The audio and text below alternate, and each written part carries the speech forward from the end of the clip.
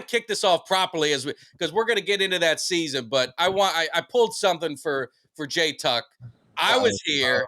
I was at the game. So you just enjoy this real quick. Left. Rosier going to take a shot, and it is caught into the end zone. Touchdown, Miami. Now, nothing better than ripping the hearts out of Florida State at the last play of the game, huh? Yeah, man. Yeah. So Malik, let me ask you, what was it like? That I mean, you've been in the rivalry, but that 2017 year, you're going to Doak Campbell playing against Florida State. Like, what is that rivalry like to be in that actual game?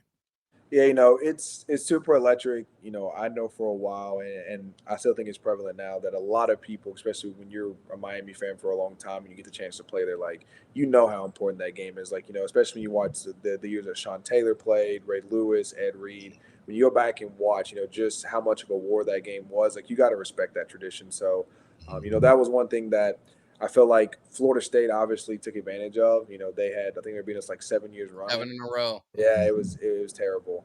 And I don't even think at that point it was really a rivalry. You know what I mean? When you're getting beat that many times, you're just getting your ass handed to.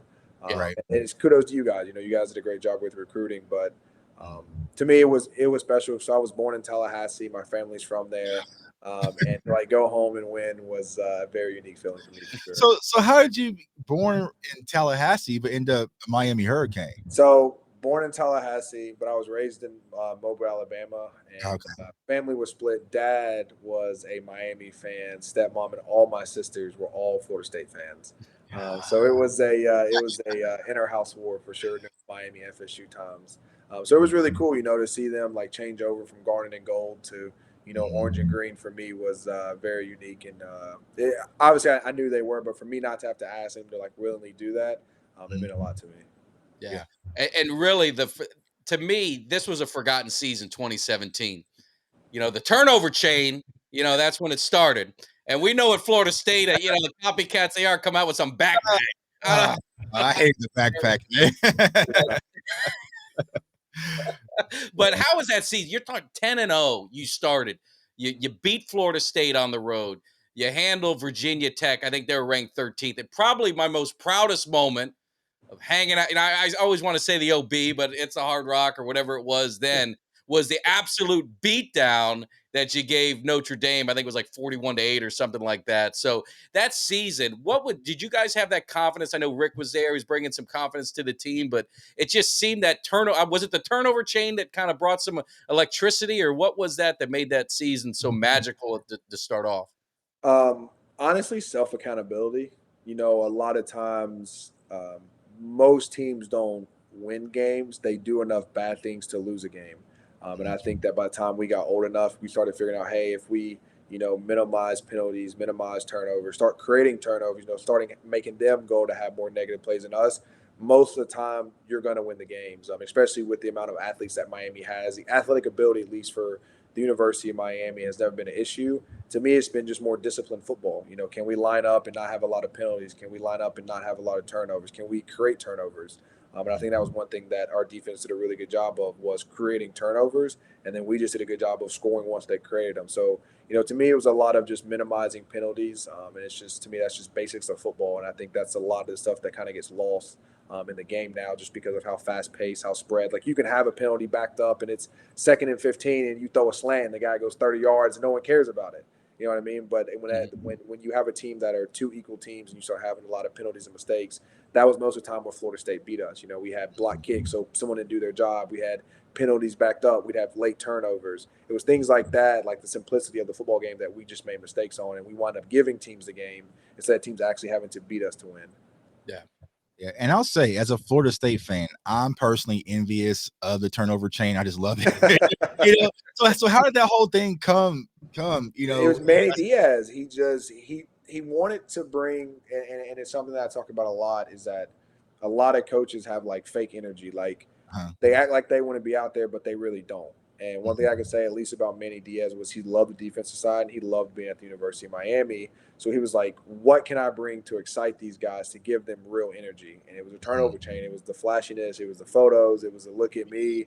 And obviously, we had a good job of, being a team, but he was like, if I can give them real energy about, when I get an interception, now I get a big chain they get to take a picture with. My boys get to celebrate with me. It was a unique culture that he was trying to create. And he was just trying to create real energy, real happiness about, doing stuff. Because nowadays, or previously, someone catch a pick, everyone gives them a high five, they go sit down. There was no like real, like that's real energy coming from the bench. And that's what he was trying to create, was that kind of like camaraderie and being happy for, your teammate. Obviously, he went Miami style and had a whole bunch of diamonds and things like that to it. Yeah. Slot machines and all sorts of stuff going on. Well, slot machines was Las Vegas. Yeah, slot machines now. We had, like sports, they had backpacks. I've seen all sorts of defensive awards now, but Miami kind of started with the whole turnover chain thing. Oh, yeah, so. sure. Well, J Tuck, we always start everything. But, Malik, what's your thoughts of, I go back to the 80s Miami, and, they always used to say, we're going to tell you how we're going to beat you. We're going to beat you up on the field, and then we're going to be walking to the parking lot telling you how bad we beat you. That was the mentality of the Hurricanes.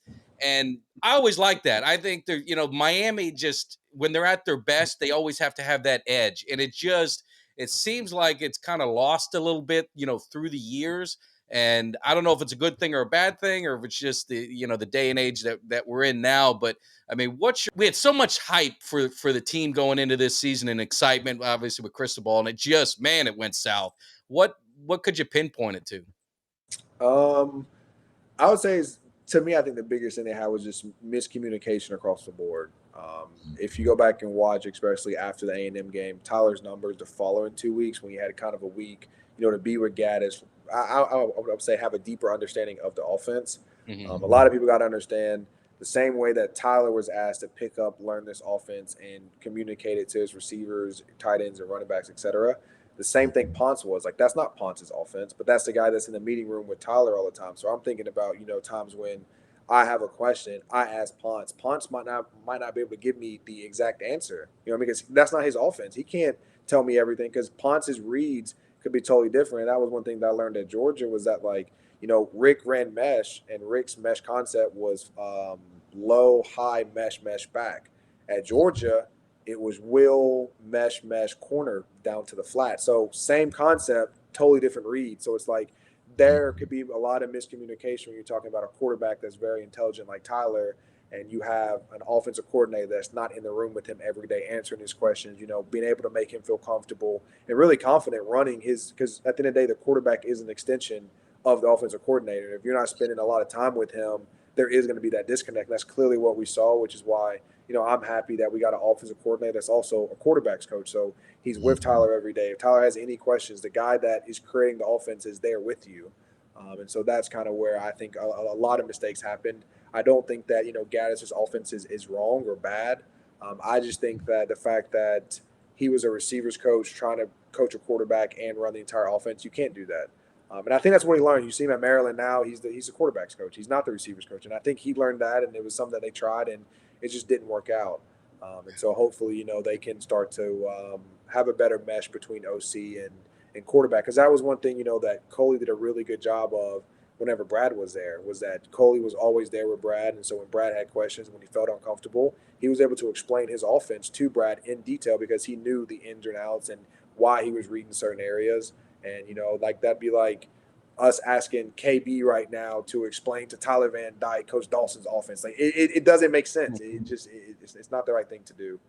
So that's where I think a lot of that, at least on the offensive side, with miscues and confidence issues, will definitely start to adjust. At least. Yeah. And one comment is, can we get the 7th floor crew back? Is that possible to get that? No. I always laugh at Greg Olson. I could never look at Greg Olson whenever I see him on TV. It's